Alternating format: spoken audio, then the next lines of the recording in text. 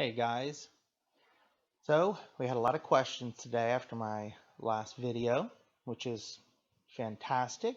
Makes it so much easier for me to keep making videos because I keep getting questions.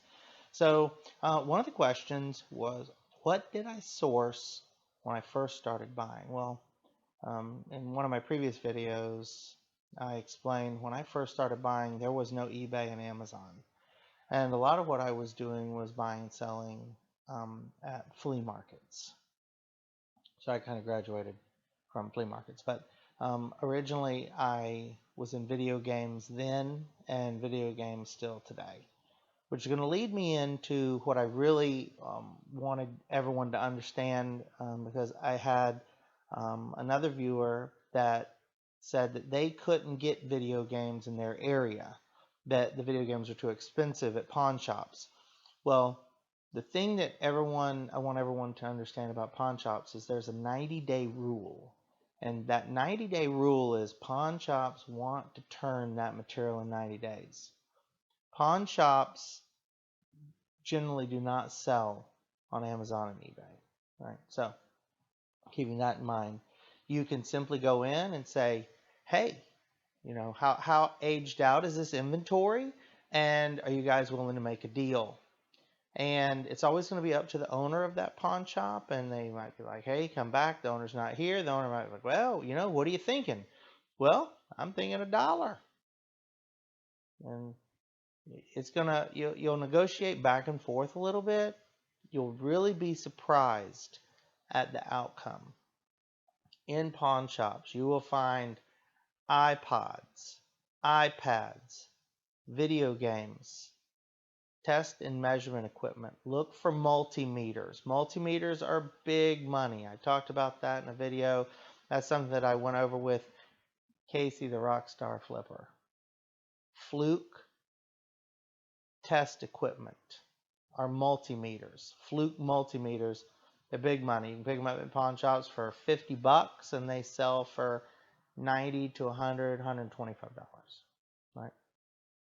So the next question that I got was, is it possible to buy video games in bulk? And it is. Several, this is kind of my secret. So I got to tell you guys a secret. See, not everybody knows the secret. I'm going to tell you guys all the secret. The secret is one of the very largest game retailers in the United States sells off excess inventory. Well, that's very exciting, except when you go and you ask for wholesale, you're going to get to talk to a really nice guy named David. And David will email you a list with 100,000 games on it.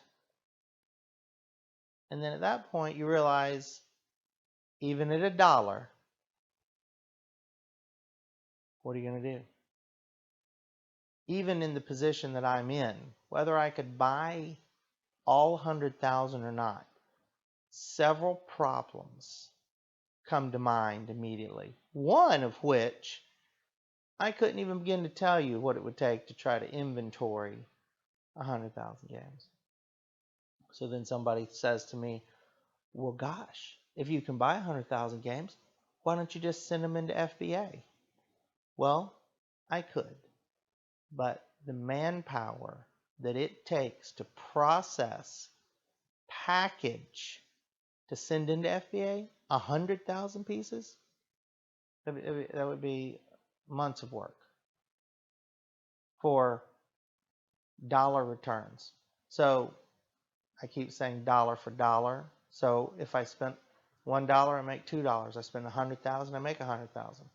Well, I could buy 100,000 games, and it would take a month and a half to process them, get them shipped out, and then it's going to take anywhere from 4 to 6 months before half or more sell. It may take a year. You're talking about 100,000 pieces of material. So the scope of that business is a little large, and what it takes to actually handle that much equipment is tough. So we go back and we say, well, Is there another way to get games if that's what you're going to focus on? Yes, there is. The next way is a little more complicated, and it requires a lot of, well, begging and groveling. Every retailer gets game returns. But you don't ever see any of those game returns anywhere. See? So where do they go? Well, there's a pretty big retailer that buys them all. And they're called Amazon warehouse deals. So you call Amazon up, you get to some of the wholesale people, and you say, I'd like to buy some of the excess game stock. And you're actually going to buy from Amazon to turn around and put it right back on Amazon. I know it sounds crazy, and why would they do that? Because Amazon believes in empowering all of us. That's what their third-party platform is for. And besides, if they peel off 5,000 or 10,000 or 20,000 games, we're going to pay them for it. And they've got their money now, and then you're going to put everything up for sale, and you're going to wait for your money. Do it every day. You can also buy directly from eBay. They have the same program in place. You can buy from SquareTrade, which is the insurance provider that provides insurance third party on electronic devices that you would purchase at Walmart or Best Buy or Target. You can go down the list. So when you want to get into bigger buying, there are huge opportunities. Everything that we do, we have to do in steps. No one is prepared to have 20,000 video games shipped to you. I'm not prepared, and I have a building full of employees. 20,000 of anything is a staggering amount of material that you have to go through and process, whether it's brand new, it's used, customer returns, whatever it is, it doesn't matter. It's impossible to deal with. So when you're looking at buying games, you make deals. You make deals on Craigslist, you make deals on Facebook, you make deals with pawn shops. And the gentleman that posted the question to me about pawn shops in his area, again, knowing the values, they all know the values. But that doesn't mean that the guy's there, the next guy's not there that's going to buy them. These people want to turn that material. This is where you have to be able to make a deal. You have to be able to ask if they're just willing to sell them at what you're willing to pay. And when they're not, you just simply say, I'll be back next week. And a week later, you show back up, the same games are still there. And you go in and you go, I see your same games are still here. Yes, they are. How close are we to our 90-day inventory turn? Has it passed? Are we coming close? So set your calendar when they answer that question. So you want to go back then. You can do the same thing with all the jewelry, all the electronic. You can pick anything in a pawn shop that you want that's up for sale. And some of them actually have on their tags how they're going to discount the merchandise within a 90-day period. 30 days is going to be a discount. 60 days is a discount. 90 days, they want it gone. The pawn shops, are a select small footprint of space. They can only hold so much inventory. And when you get into slow-moving inventory, they're not interested in slow-moving inventory. They took a gamble. They took a chance on something that's not working out for them because they don't have 30 million people a minute shopping in their store. So a lot of what what I say, the advice that I give, is all about making a deal. You have to ask. It doesn't matter whether it's a pawn shop. I'll go to a manager in Ross or Marshalls or TJ Maxx, and I'll talk to them about how long something's been on clearance. When will it be marked down again? How do I get the best possible discount on that?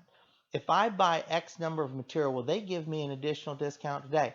If I come up to that cash register with $1,000 in material or $500 in material or whatever it is that I've got in my pocket or on my credit card, can I get a deal? That's all I care about. I can get a deal. I can make money. I could probably make money on it straight off the rack, a few dollars.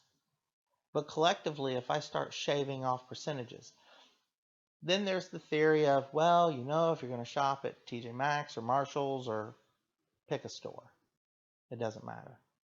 Go out and buy a gift card online that's 10 or 15 or 20% off. Then you go to the manager and you collect up $500 worth of clothes that are brand new, and you ask for a discount on your $500 purchase, and then you whip out your gift card that you already purchased at a discount. Suddenly you've got 25% off of a already marked down price. Manager gives you see how quickly your discounts can add up and create a snowball. After the first couple of times, it'll feel pretty good just going in, finding what you want, asking the manager for a discount. If they say no, they say no. Can you make money on it? Does it hurt to try? It doesn't hurt to try. You might find that after a few times, 3 or 4 times, going in that store week over week, that the manager gets used to seeing you in there. And all of a sudden it's, hey man, yeah, I'll give you 10% off that. I'll give you 15% off. And then the relationship is established. Hey, so the next time you're going to put some stuff on clearance, can you call me, text me, email me, social media me? I don't know, social media. I'm not good with social media, so I just use that as a global term of, reach out and contact me, because that's what I do. I have a business card in my pocket, and I pull it out, and I'm like, hey, let me get your number too.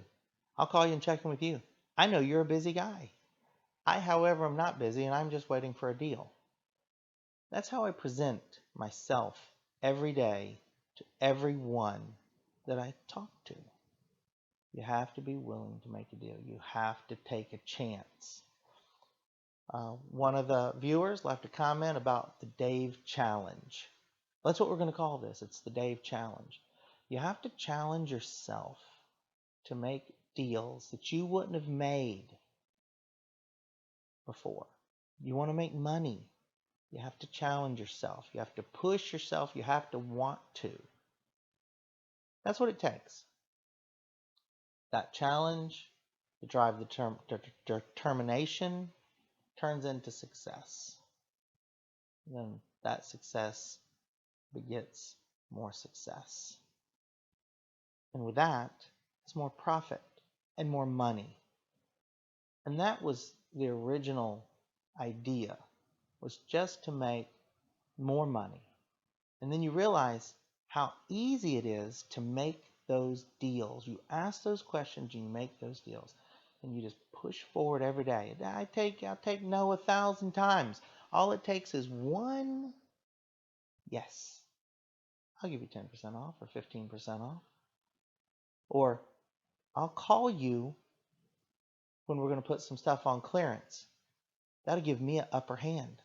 I'll be there at 8. I'll be there at 7 a.m. I'll be there whenever you tell me. You tell me Thursday, you're putting out some stuff on clearance at 7 a.m. I'll be there at 7:05. I want to be the first guy at that rack. That's how you make money. You make deals. You're determined. You ask questions. And you're still determined. And even if this guy says no, the next guy may not. No doesn't mean a thing to me. All it is a speed bump on a highway that I'm going down at 200 miles an hour. That's all a no is. A no doesn't stop me. It's not like a brick wall or a roadblock. It's that store, that manager, and that moment in time. I'm going down the road in a turbo Porsche, 200 miles an hour. Speed bump comes up, I have to slow down. I go over the speed bump, and we resume our travels. And we continue making money. I'm Dave, and I make deals.